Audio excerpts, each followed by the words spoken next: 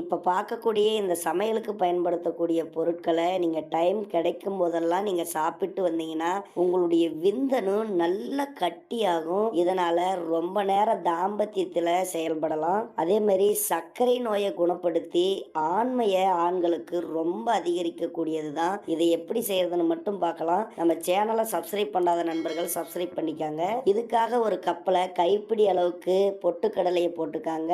அதுக்கப்புறம் 4 சின்ன வெங்காயம் எடுத்திருக்கிறோம். இதை சின்ன சின்னதா கட் பண்ணி எடுத்துக்கங்க. ஏன்னா இந்த சின்ன வெங்காயத்தை பொட்டுக்கடலையோட சேர்த்து சாப்பிடும் பொழுது நாடி நரம்புகள் அத்தனையுமே வேலை செய்யும். அதே மாதிரி விந்து சுரக்கும் பொழுது அந்த சுரக்கக்கூடிய விந்துவையே நல்ல கட்டித்தன்மையா சுரக்கக்கூடிய ஆற்றல் இதுல இருக்குது.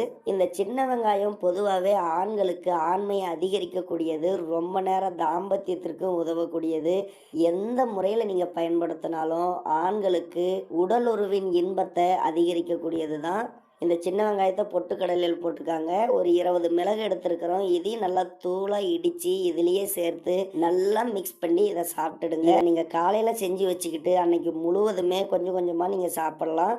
இப்படி நீங்கள் டெய்லியும் அன்றாட வாழ்வில் சாப்பிட்டு வரும் பொழுது உடல் ஆரோக்கியம் என்பது ரொம்ப ரொம்ப அதிகரிக்கும். தாம்பத்தியத்தினுடைய ஆரோக்கியம் என்பதும் ரொம்ப ரொம்ப அதிகரிக்கும். ரொம்ப ரொம்ப சிம்பிளான மருத்துவ குறிப்புகளை நம்ம சேனலில் டெய்லியும் அப்லோட் பண்ணுறோம். அதனால் மறக்காமல் நம்ம சேனலை மட்டும் சப்ஸ்கிரைப் பண்ணி வச்சுக்காங்க. தொடர்ந்து பாருங்கள். இந்த மாதிரி செஞ்சு நீங்கள் ஒரு 20 நாளையிலேயே உங்களுடைய விந்துவை நல்ல கட்டித்தன்மையாக்குங்க. நாளை அடுத்த வீடியோவில் சந்திக்கிறேன்.